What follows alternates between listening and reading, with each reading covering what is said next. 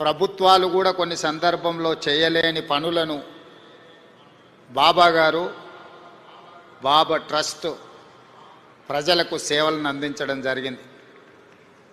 అందులో ముఖ్యంగా KG to PG ప్రతి వాడికి విద్యను అందించాలి, ప్రజలకు సేవలను అందించడం జరిగింది.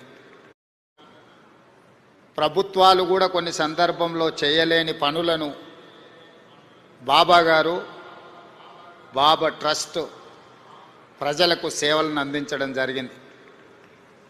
అందులో ముఖ్యంగా కేజీ టు పీజీ ప్రతి వాడికి విద్యను అందించాలి, ప్రతివాడు చదువుకోవడం ద్వారా జీవితంలో రాణించగలుగుతాడు నువ్వు నమ్మి ప్రభుత్వాలతో పోటీపడి కేజీ నుంచి పీజీ వరకు పేదలకు ఉచితంగా విద్యను అందించడం ద్వారా వేలాది లక్షలాది మంది యొక్క జీవితాలలో వెలుగులను బాబా గారు నింపగలిగారు.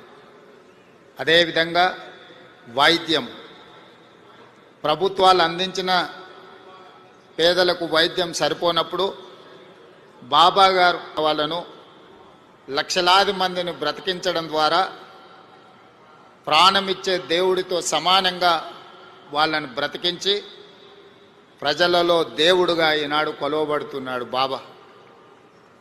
అదేవిధంగా ముఖ్యంగా పాలమూరు లాంటి వలస జిల్లాలు